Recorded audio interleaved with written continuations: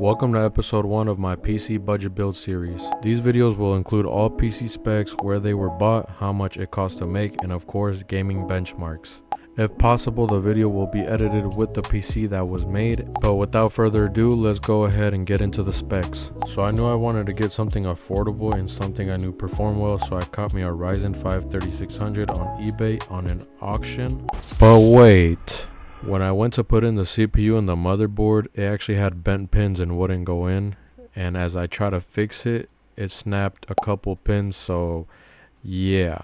Fortunately, I ordered a Ryzen 5 5500 with Amazon Prime, which offers the same gaming performance as the 3600, but it has half the cache, is on Zen 3 architecture, and does not support PCIe 4. Now for the motherboard, I went with the ASRock X570 Extreme 4, supporting 5000 series processors, has 4 slots of DDR4 RAM that support up to 4666 plus megahertz plus overclock, 2 PCIe 4 slots, and for your USB it offers 11 3.2 Gen 1 ports and 2 3.2 Gen 2 ports.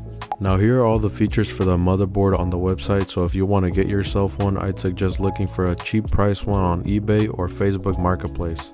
Next, for the RAM, we got a Corsair Vengeance LPX DDR4 32 gigs, and with the option to enable XMP, we could get those faster speeds. The SSD we chose was the Crucial P310 Gen 4 NVMe SSD, and it's the 500GB version off Amazon. The power supply powering this whole system is a MSI Mag A650BN with the 80 plus bronze rating. Now according to Google AI overview, the GPU I chose for this build takes up to 180 watts under full load, and the CPU takes about 65 watts. So this should be plenty to power these things and everything else. Also, this was bought on eBay. Now for the cooler, I forgot to mention, I went with the Hyper 212 Spectrum V3, and it cost $20 at Micro Center. For the powerhouse of this PC is the GTX 1080. It was bought on Facebook Marketplace. Now this GPU has 8GB of GDDR5 memory and boost clock of 1733 MHz. Finally, to put everything in, we went with the Rolls Wheel Circon. I actually got this from a friend. He bought a deal off Facebook Marketplace and I bought it for really cheap off him. Time to start assembling the PC. The motherboard I got did not come with any screws, so I ended up using some screws from my first gaming PC, and it helped a lot. I only ended up using 9 out of the 11 screws that I had, but either way the motherboard stuck on there correct, so there's no problem. When installing the CPU, it had no problems. Unlike the other CPU I got, all you have to do is align the pins and it should lay flat, no gaps in between. For the RAM, it should have a slit usually in the middle, and all you want to do is align it to the slit in the actual RAM slot and make sure it clicks on both sides, ensuring it does not wobble at all. To get to the SSD, you need to remove 3 screws from this case, and then you'll see the slot underneath. Just like the RAM, it will have a slit. All you have to do is align it. Now time to put back the case on top of the SSD. It's the only thing that will hold it down. The GTX 1080 wasn't hard at all to install. It's just the same thing like the RAM, has a slot. You have to align it and make sure it clicks. Now for all the cables and stuff, I rerouted basically everything. Connected the CPU at the top, as you could see, and not gonna lie to you, I don't really know too much about all the connections. I was learning as I went, but I did watch a video to see how to connect everything, and I will link that in the description if you guys need help building your own PCs. After that, there was one problem. The PC was giving a red light, so I had to fix what was wrong with it. So after waiting a little bit, I actually got this message where I had to press Y to reset the FTPM. Now it actually booted up, and I did have a USB, but only to realize that it had Windows 10. So since it was so late and I didn't want to deal with any of this anymore, I just installed it. So now that that's done, we have a working PC on a budget. So here we have the first game, Red Dead Redemption. So let's go ahead and see how it does. So first thing I did is I opened up MSI Afterburner and the NVIDIA app. I set it to performance settings on 1440p. So right off the bat, the game looked amazing, but here I am showing you guys the actual graphic settings through the game. And as you can see, we're on 1440p, windowed borderless, and we have all these settings. If you guys want to pause the video, be sure to do that to get all these settings. So right off the bat, we went outside just to test, see how it would do with the snow. And as you can see, we're getting about 70-ish plus FPS with the average of 69, 1% low of 63. Frame time, It was around 13, 14, you know. Sometimes 15, it would get to 15, but for the most part, you know, it felt pretty good, not too stuttery in my opinion. The GTX 1080 was almost at 100% utilization, getting that almost 180 wattage. The VRAM was also good, almost getting 4700. Considering this is an 8GB card, that's not bad.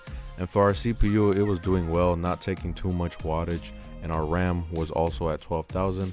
Okay, now fast forward, I wanted to test this thing during the gunfights, so here's some footage of the gunfights. Basically the same FPS. I'm thinking average went up a little bit. I actually saw this go up to the 80s at times, but for the most part, still smooth, still same experience. So yeah, and I did test this game with the same settings but on 1080p. So here are the 1080p results, and this did look horrible on a 27-inch 1440p monitor, but if you were to have like a 24-inch 1080p monitor, I don't think it would look that bad. But as FPS goes, we were getting about 90-ish, 80-ish FPS, sometimes up to the 100s. More when you're just riding the horse or just, you know, not really in combat. So for the most part, you know, it was still over 100 FPS, which is a playable experience. Now you can also cap the FPS to about 60 just to get a stable. I haven't seen it drop one bit when I did do it. Okay, that's enough for Red Dead. So here is number 2, God of War. Again, I hopped on the Nvidia app and I optimized it for 1440p performance. Here are the settings up close. I did have to pump up the FPS to 120, and there was no FSR enabled yet. Now for God of War, we were getting about 70 to 80-ish FPS. The average was about 67, as you could see, and the 1% would fluctuate, seeing as low as 56, 55, somewhere around there, especially when in combat. Now I have played God of War on multiple GPUs, and this one has been so far the most stuttery. Obviously probably because those 1% lows. While switching to the quality mode, as you can see, the PC was lagging hard. So I just wanted to say, let me know in the comments if the Nvidia app overrides the settings while in the game, because I did see a slight difference, but when I checked the settings in game, they were the same as the performance mode. But also I did realize we were getting a little bit less FPS in the combats. I'm leaning towards more that it did override it, just because look at these reflections, considering that the settings said they were off. But okay, so now in combat we were getting about the same FPS until we got a little bit of a major drop from 70s to the 50s. As you can see, the 1% low of 51. Now out of all the FSR modes, we have quality and balance being the best, and performance and ultra performance giving you more FPS but looking the worst. Game number 3, GTA 5. With GTA 5 we went with high settings and we turned off depth of field, and this is 1440p. We'll be playing the second mission of GTA 5 just because you are driving around town, so we'll see how those FPS numbers look while driving. Now right off the bat, GTA 5 looked good on high settings. We are getting about 95, 96 FPS on average, 154, and for the 1% lows about 80 FPS. GPU utilization and RAM usage was also great, being in the 99s to 97s and also 5800 for VRAM. Throughout doing this mission, there was no stutters and no input delay, so that's good. Again, just like Red Dead, switching to 1080p was very blurry, but it did give a performance boost by 20 plus FPS, and as you can see right here, we're averaging about 123, and our 1% low is about in the 90s right now. As far as smoothness, it felt better when on 1080p than on 1440p. Game number 4, Fortnite. Now in Fortnite, I did all 1080p low settings and put it on performance mode on the Nvidia app.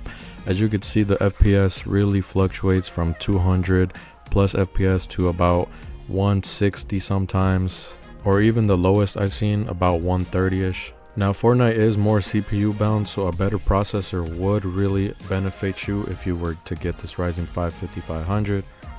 Now the GTX 1080 does not really pull that much power on low settings, about 100, 130, and as you could see also the VRAM is very low, so you have plenty of room to mess with the settings if you would like. And since those 1% lows are a little bit lower, I would probably cap this to around 165 frames.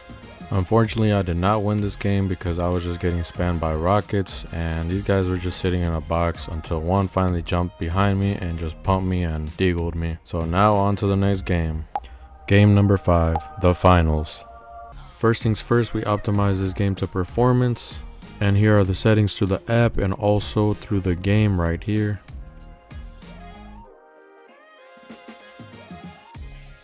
It played alright, but it wasn't as smooth as it should be, obviously because those 1% lows. Now since FSR 3 was enabled, it was very blurry, so I really don't recommend turning it on.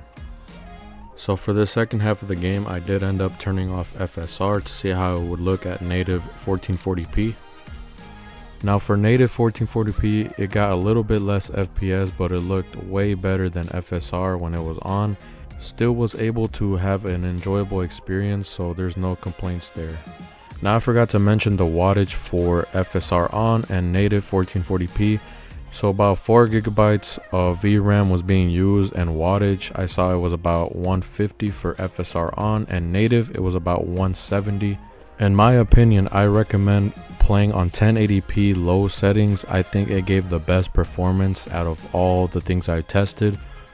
Now for the FPS, I would see it mostly above 100 FPS. It would drop to probably like the 80s, but for the most part it was really smooth.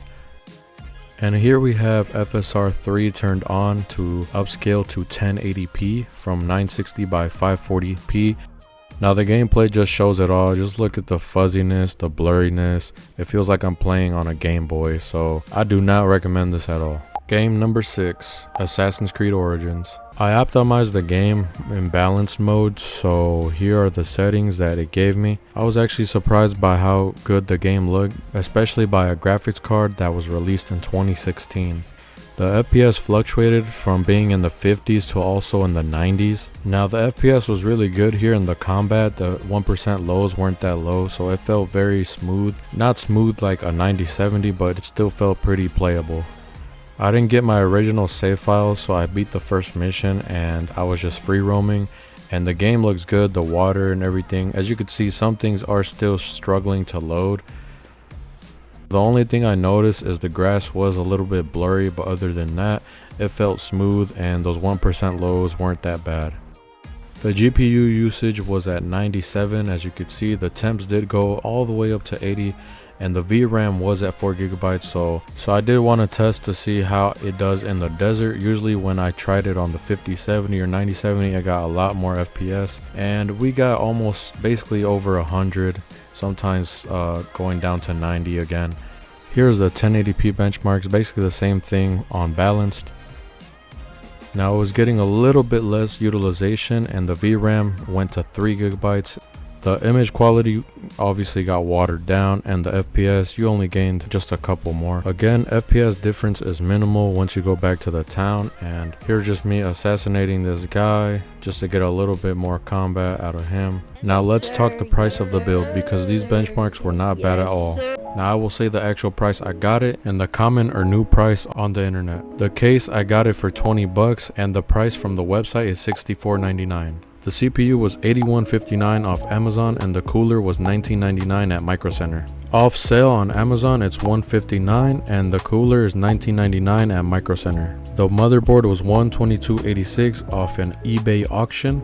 On Newegg, I'm seeing it's $239.99, but some places even more expensive. The GPU was 100 bucks from Facebook Marketplace. Now I'm seeing this sell for about 400, 200, and 100, so I'm just gonna put 100 plus here. Our SSD was $46.29 off Amazon, and it's $41.99 on Amazon. Power supply was $50.72 on an eBay auction. It goes for $74.99 on Amazon. Our RAM was from eBay off an auction, 38 bucks. And with no sale, it goes for $71.99 on Amazon. Total price for this build is $479.45. Now, if you made it this far, I want to thank you for watching. Leave a like. Please leave a like because I spent days editing this. Please.